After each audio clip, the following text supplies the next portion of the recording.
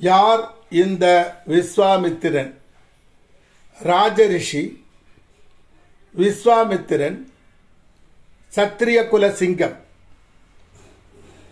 உலகத்தை ஒரு கணம் நிறுத்தி இயக்கும் ஆற்றல் கொண்டவர் இந்த விஸ்வாமித்திரர். அகில உலகத்தையும் ஆட்டிப்படைக்கும் ஆற்றல் கொண்டவர் இந்த விஸ்வாமித்திரர். இந்த உலகில் யாராக இருந்தாலும் எவராக இருந்தாலும் இறை சக்தியை அடைய முடியும் என்ற தத்துவத்தை உலகுக்கு எடுத்துக்காட்டி அதற்கு உதாரணமாக நின்றவர் இந்த விஸ்வாமித்திரர். ராமபிரானுக்கும் அவர் தம்பி இலக்குவனுக்கும் பலா திரிபலா என்ற எவரையும் வெல்லும் ஆற்றல் கொண்ட மந்திரத்தை அவர்களுக்கு உபதேசித்தவர் இந்த விஸ்வாமித்திரர்.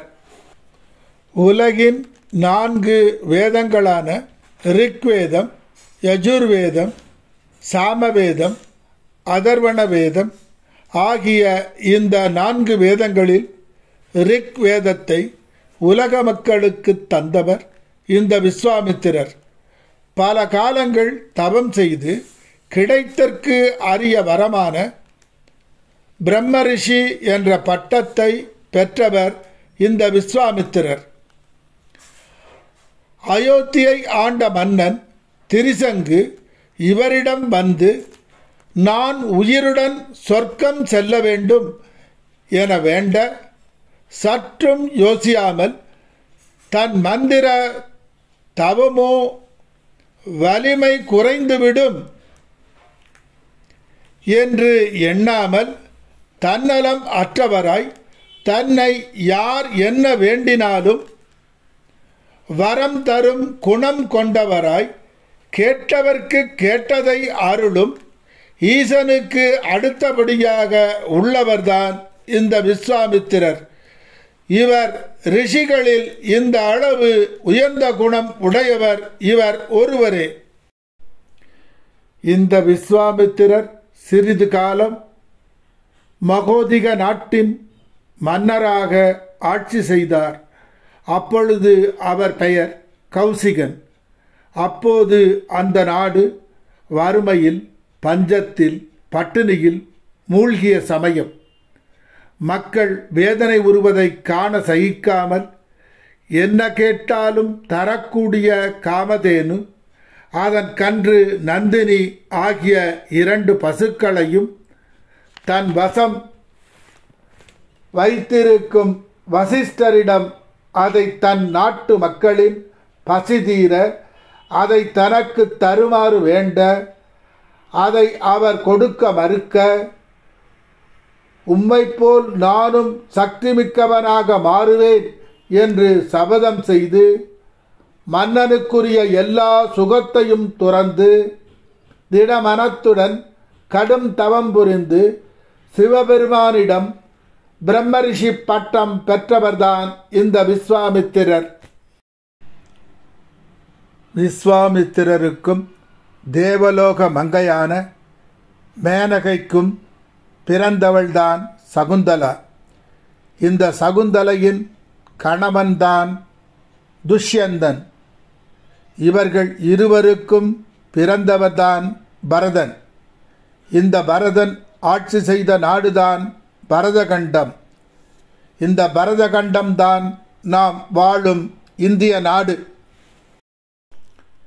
சங்கரா, சிவசங்கரா, ஜெயசங்கரா, தவமே எந்நாளும் சிவமயம், சிவமே என் வாழ்வின் தவமயமே என சித்தமும் சிவமென உருகிட உலகத்தை உருவாக்கிய முதல்வனிடம் அவர் மனத்தை நிலைநிறுத்தினார். இவர் தத்துவத்தின் உச்சியை எட்டிப் பிடிக்க உதவியது உலக அன்னை பராசக்தி. பஞ்சமுக விளக்கை ஏற்றுமாறு அன்னை கூற, அவர் விளக்கை சாதாரண திரிகொண்டு ஏற்றாமல் தன் உடலாகிய காயத்தை திரியாக மாற்றி பஞ்சமுக விளக்கை எரியச் செய்தார். அதனால் சிவபெருமான் அருளால் காயத்திர மந்திரத்தை உருவாக்கி உலக மக்களுக்கு அருளும் சக்தியை பெற்றார். காயத்ரி மந்திரம் என்பது நாம் வேண்டும் தெய்வத்தின் சக்தியை வெகு சீக்கிரம் பெற்றுத்தரக்கூடிய வல்லமை பெற்றது. மக்களையும் தெய்வத்தையும் இணைக்கும் முனியாக மாறிவிட்டார் இந்த விஸ்வாமித்திரர். இவர் எழுதிய நாடி ஜோதிட முறைப்படி கணிக்கப்பட்டுள்ளது இந்த வருட சிறப்பு பலன்கள். இதை பார்த்து கேட்டு எல்லா நலன்களையும் அடைய என் குருவாகிய விஸ்வாமித்திரர் அருள் புரிய வேண்டுகிறேன். துலாம் 2025 சிறப்பு பலன். சிவபெருமானை செம்மையான பொன்னம்பலனை நினைமின் மனமே நினைமின் மனமே எல்லாம் சிவனே என்று உணர்ந்து வாழும் காலம் இக்காலம். துலாராசிக்கு 9ஆம் இடமான பாக்கியஸ்தானத்திலே, அதாவது சுபர் வீடான மிதுன வீட்டிலே குரு பகவான் இருந்தால் என்ன பலன் தருவார் என்று கூறுகிறார் அந்த பாடல் இதோ. அரசன் 9லே அமர்ந்திட லாபம் அரசால் மேன்மையும் பெறுவான். பரம்பொருள் தெய்வ பக்தி சௌபாக்கியம் பலவித வித்தை யாவும் வெற்றி. சரசபல சம்சாரம் ராஜசன்மானம் சபை மகிழும்படி பேசல் பிரபலமான ஜீவகாருண்யம் பெரியவரை பேணுவான் இவனே என்று பாடியுள்ளார். செல்வாக்கு, திறமை, செயல், மதிப்பு, மரியாதை அனைத்தும் கூடும் காலம் இக்காலம். பாக்கியஸ்தானத்திற்கு வரும் குரு பகவான் எந்த பிரச்சனை ஆனாலும் சிவபெருமான் அருளால் காப்பாற்றப்படும் காலம் இக்காலம். வாய்ப்புகள் தொடர்ந்து வரும். அந்த வாய்ப்பை நழுவ விடாமல் பயன்படுத்தி முன்னுக்கு வரும் காலம் இக்காலம். ஒரு மனிதனுக்கு நல்ல நேரம் நடக்கும் போது நினைத்த காரியம் எல்லாம் நடக்கும் என்பது உண்மைதான் என்று உணரும் காலம் இது. இதுவரை மறைமுகமாக கெடுதல் செய்தவர்கள் ஓடி ஒழிந்துவிடும் காலம் இக்காலம். எடுத்த காரியத்தை விரைந்து முடித்து நன்மதிப்பை பெறும்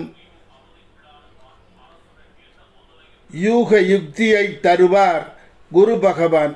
உத்தியோகம் செய்யும் இடத்தில் மேல் அதிகாரிகளின் நன்மதிப்பும் பாராட்டும் கிட்டும்படி செய்து விடுவார் குரு பகவான். பதவி உயர்வு தந்து, நீங்கள் விரும்பும் இடமாற்றம் தந்து, அதிகார பதவி தந்து உதவப் போகிறார் குரு பகவான். சொந்தமாக தொழில் செய்பவர்களுக்கு அதிர்ஷ்ட வாய்ப்புகள் தந்து, பணம் பல வழிகளில் தந்து உதவப் போகிறார் குரு பகவான். சிலருக்கு மறைமுக வழியிலும் பணம் தந்து உதவப் போகிறார்.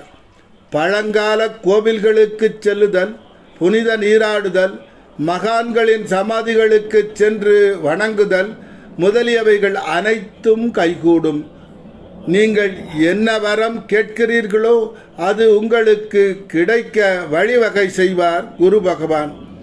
துலாராசிக்கு 7க்குடையவன், அதாவது களத்திரஸ்தானத்திற்கு உடைய செவ்வாய் நீசம் அடையும் காலம். கணவன் மனைவி இடையே சிறு சிறு கருத்து வேறுபாடு தோன்றி பின்பு சமாதானம் ஆகும். துலாராசிக்கு ராஜயோகரான சனி பகவான் 6ஆம் இடம் வருவதால், அதாவது சுபர் வீடான மீனராசி ஆவதால், மீன வீட்டின் அதிபதி பாக்கியம் பெறுவதால் மற்றவர்கள் பணம் உங்கள் பெயருக்கு மாறும். செல்வந்தர்களின் பினாமி ஆகலாம். இந்த காலகட்டத்தில் வெற்றியும் லாபமும் அனுகூலமும் உங்கள் பக்கம்தான். நீங்கள் எடுக்கும் முடிவுகள் அனைத்தும் உங்களுக்கு சாதகமாக அமையும். பாக்கியஸ்தானமான குரு பகவான் எந்த தோஷம் ஆனாலும் எப்பேற்பட்ட தோஷம் ஆனாலும் நிவர்த்தி செய்து விடுவார். அதாவது ஈட்டி எட்டிய மட்டும் பாயும், பணம் பாதாள மட்டும் பாயும், சிவனருள் எவ்விடத்திலும் பாயும் என்பது கண்கூடாக காணும் காலம் இதுவே. எட்டாத உயரத்தை எட்டும் நேரம் இதுவே. சிலர் மனத்தில் கல்யாணக் கனவு, கல்யாணக் கனவு, நெஞ்சிலே ஊஞ்சலே, கல்யாணம் நிஜமாகும், திருமணம் கைகூடும். வயதானவர்களாக இருந்தால் அவர்களின் மகன் மகள் திருமணம் நடக்கும் காலம் இக்காலம். சிலரின் இல்லத்திலே தங்கத் தொட்டிலே தவழும் வெண்ணிலவே என்ற தாலாட்டு பாடும் காலம் இக்காலம் இது. அதாவது குழந்தை செல்வம் கிட்டும் நேரம். நீங்கள் எடுக்கும் முடிவுகள் அனைத்தும் நன்மையானதாக அமையும். நீங்கள் எவரிடம் பேசினாலும் அவர்கள் மகிழும்படி பேசும் மனநிலையை தருவார் குரு பகவான். துலாராசிக்கு 6ஆம் இடமான மீனத்திலே சனி பகவான் வரும் காலம் என்ன பலன் தருவார் என கூறுகிறார் அந்த பாடல் இதோ. மந்தனும் ஆறில் வந்திடத்தானே, மைந்தரால் மேன்மை உண்டாகும், ஜனங்களை அடக்கும் தீரனும், திரவிய லாபம் உண்டாகுமே என பாடியுள்ளார். தன் குழந்தைகளின் உயர்கல்வி, உயர்வேலை, உயர் முன்னேற்றங்கள் தருவார் சனி பகவான். திரவியம் என்றால் தனம், பணம், சொத்து இவைகள் அனைத்தையும் வாரி வழங்கப் போகிறார் சனி பகவான். இதற்கு முன் இருந்த சஞ்சல நிலை, அதிருப்தியான நிலை, விரக்தியான நிலை அனைத்தும் மாறிவிடும். அப்பர் சுவாமிகளை கடலில் கட்டி சமணர்கள் கடலில் வீசினாலும் நமசிவாய எனும் நாமத்தால் கரை சேர்ந்தது போல் எவ்வளவு பிரச்சனையையும் ஒன்றுமில்லாமல் செய்து விடுவார் குரு பகவான். நீங்கள் செய்யும் தொழிலில் உள்ள நுணுக்கமான விஷயங்களை உங்களுக்கு உணர்த்தி அதன் மூலம் பெயர் புகழ் அடையச் செய்வார். ஆடம்பரம் மிக்க சொகுசு கார்கள், மாளிகை போன்ற வீடுகள் அனைத்தும் சொந்தமாகும் காலம் இக்காலம். சிலர் விரும்பியபடி வெளிநாடு சென்று வேலை பார்க்கும் யோகத்தை தரப்போகிறார். 11ஆம் இடத்தில்